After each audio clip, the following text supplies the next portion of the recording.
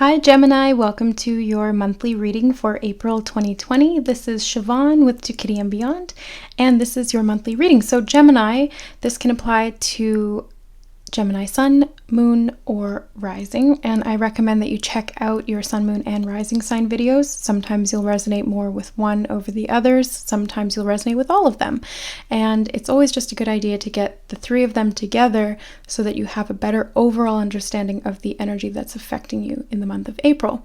I also recommend that you watch these readings at the end of the month. That way you'll understand how the energy played out and you'll have a little bit more context. But without further ado, let's get into the reading. So, Gemini, just take what resonates with you and leave the rest. This is a new monthly spread that I have for purchase for individual readings. If you're interested, for $19, it's a 4-card spread. You'll see how it works in the reading here today. So, Gemini, whoops, almost dropped the cards there. What is the overall energy this month?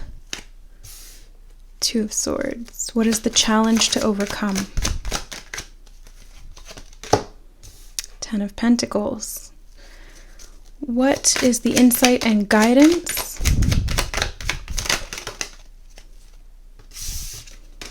We've got the King of Swords and the King of Wands, so we'll keep them both. And what is the potential outcome? 9 of Cups. Okay. So these two are kind of together. And we'll get some clarifiers as well. So why is the 2 of Swords here?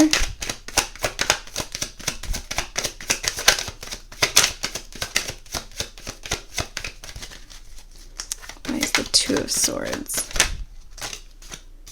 Ace of Pentacles and the Magician. The Ace of Pentacles came up in this position for Taurus as well. So if you have Taurus in your chart somewhere, that might be an additional message. Why is the 10 of Pentacles here? Ooh, Death card. Okay. What is the insight and guidance?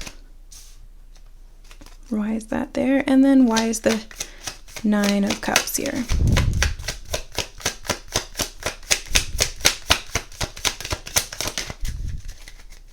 Nine of Cups. Oops. It's this one here. Judgment. Oh, wow. Okay. Oh, and on the bottom of the deck, you have the Star. So why don't I leave this out? Oops. Okay. So, Gemini, this is looking like an interesting month. So the overall energy you have is the 2 of Swords. This is a little bit of indecision. Possibly not wanting to see something for what it actually is, or it could just be about weighing your options right now, trying to see which is going to be the best course of action when it comes to the way that you're thinking about a situation. Now you have the Magician and the Ace of Pentacles clarifying it, so this is to do with manifestation of some kind. You might be weighing the pros and cons as to what you want to manifest or what's most important for you. Priorities, that's what it is. Thank you. The word priorities just came through loud and clear. So prioritizing what you want to accomplish, what new projects you want to start, what you want to manifest, what intentions you want to set out to the universe to have them come back later.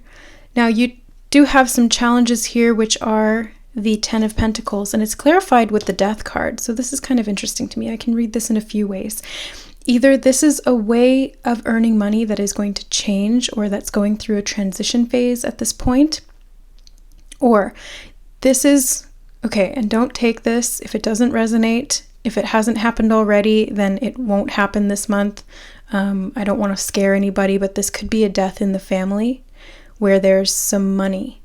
And it's, you know, it's kind of like, yeah, you're getting an inheritance from it, but it's not what you want, of course. You know, none of us want that.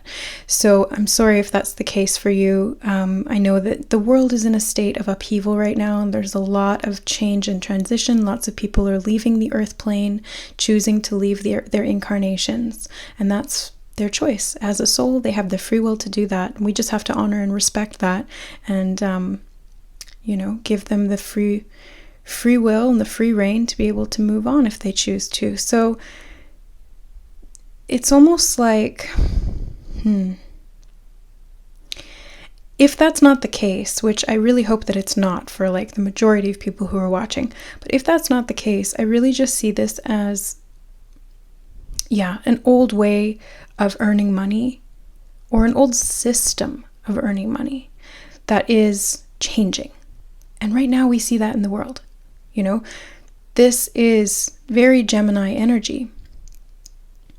The Two of Swords. It's very Gemini energy, having these of two minds, weighing the options, really being in your head about it.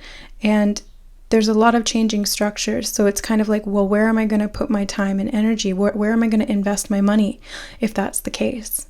Where am I going to be able to secure my investments to make sure that they're going to be there down the road, which is what the Ten of Pentacles is all about. It's very much about long-term financial gain, stable foundations, ancestral money. This is lineage. This is, what's the word I'm looking for here? Generational wealth. Thank you. All right. So this is a changing of the guard, if you will. It's a changing of the way that we do things when it comes to our finances. I mean, the economy's kind of plummeted. So we have to find a way to come back from that. Maybe it's inventing something completely new when it comes to money or value in a different way, or whatever it may be. We'll see. Geminis, you may be restructuring this in your own life. You may be assisting in the restructuring of this at a world scale or within your community. Whatever it is, there's a lot of people involved here. You've got all court cards in this one little section. So this is the insight and guidance. And I really see this as working with the people around you. The king and, there's two kings here, the King of Wands and the King of Swords. The King of Swords is very much about the mental, the mind, rules, justice, liberty, analytics, and that kind of thing. And then the King of Wands is very focused on manifestation, passion, creation. He's fiery, he's tenacious. So when you put those two together and then you back them up with the Knight of Wands, which is very raring to go, like let's start something new, let's go on an adventure, let's see what we can make of this. This is a really gung-ho type of energy. So even though you're sitting here kind of deciding and hum and hawing as the overall energy of the month, there's a lot of stuff going on behind the scenes when it comes to the people in your life or these different aspects of yourself. Now, I see this as people referring to, again, needing to work together. This could be a family unit needing to work together cohesively and sort of pull in the reins a little bit to get everything functioning properly, because when you have two kings, they can sometimes butt heads, or one can have a different priority than the other. So this is about kind of being in the now, focusing in the moment, and being able to not clash. And this is kind of what I'm seeing, these two horses going at each other like that. And the Two of Swords, it's almost like we have to be very careful at mediating this energy so that there's not a butting of heads over whatever's going on. Whether it's within your own mind, as Geminis tend to have, those two sides, it's the twins energy, it's two sides of the personality that might clash, or whether it's actual people that you have to kind of mediate the energy between because they have opposing ideas or thoughts on a situation or what to do with the money or whatever it is. But you do have the potential outcome of the Nine of Cups. This is beautiful. This is one of the best, most positive cards in the deck.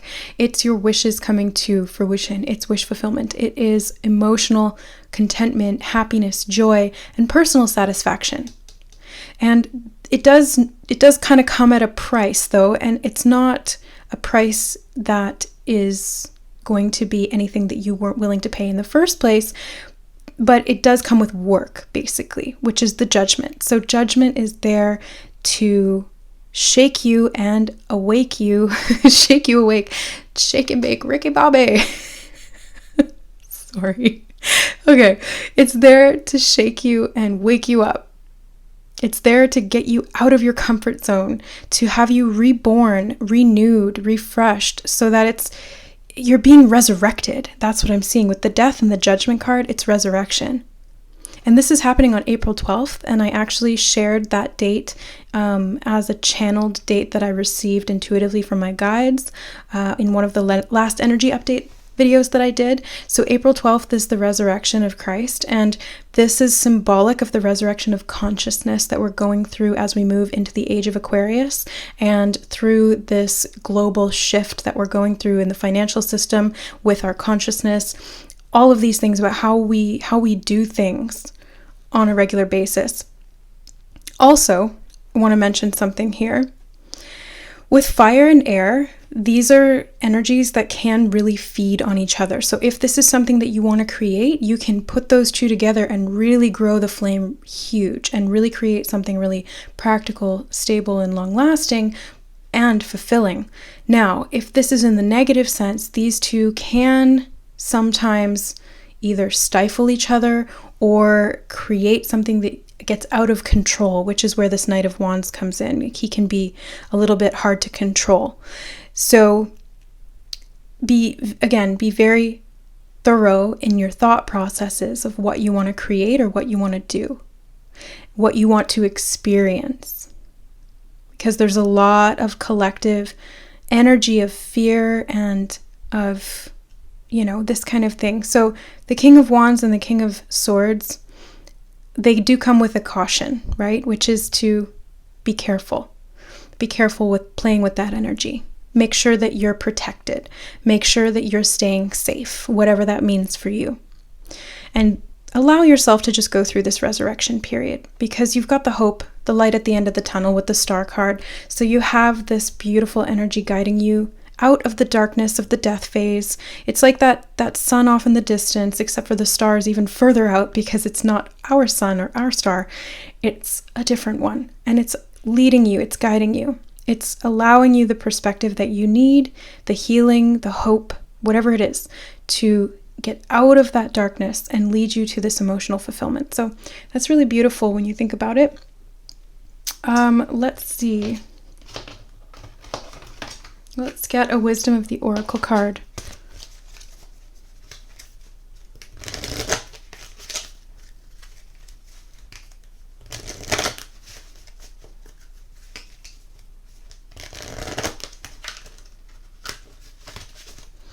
Okay, so Gemini.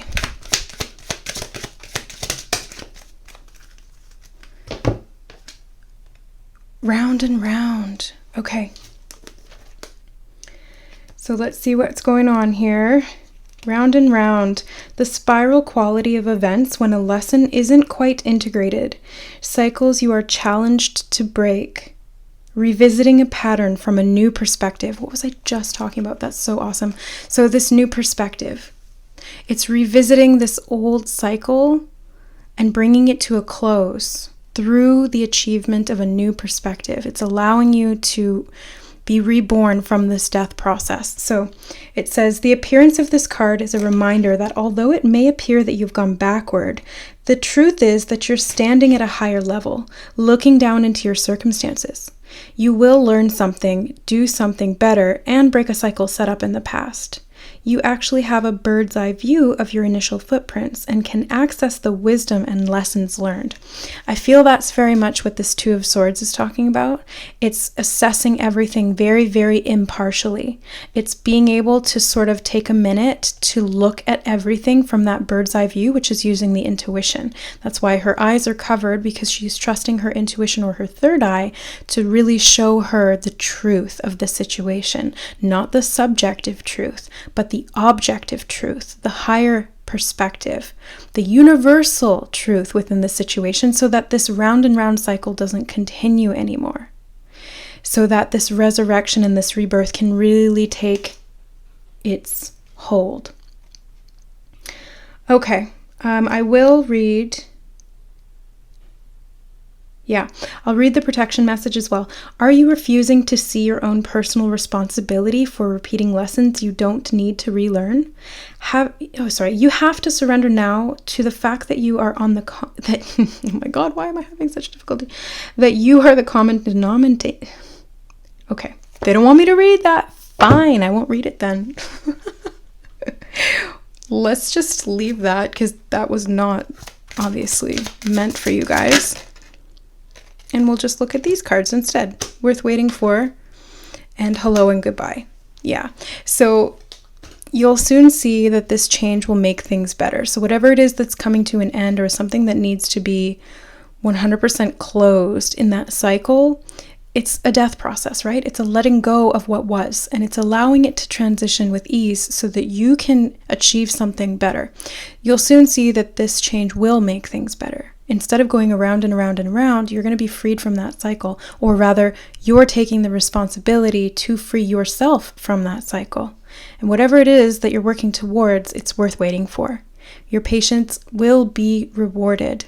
So self-discipline and patience here are very much indicated when it's the Knight of Wands. You know, he kind of needs to rein it in a little bit. That's why he's yanking so hard on those reins, because without that control, the self-discipline, the patience, this horse can really get out of hand, especially with air and fire together. It's like, you can burn the house down or you can use it to cook a meal. So it's, what do you want to make of that energy? That's really what the Magician and the Ace of Pentacles are all about. It's you taking the responsibility to create and manifest into your own hands, so that eventually, with the potential outcome, you get to this rebirth and this personal happiness and fulfillment.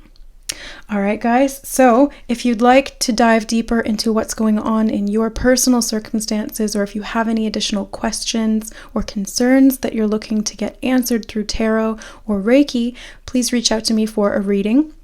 I have this reading as the overall energy, the challenge, and the insight and potential outcome as $19 4-card spread through email reading. I'll leave the details in the description box below if you'd like to order. You can email me at services.tokittyandbeyond@gmail.com. Thank you so much for watching, for being here, supporting the channel. Don't forget to like if you resonated. Leave a comment how this resonated with you, or what it is that you're working to let go of or work towards building. I love you guys, and we'll see you next month. Bye.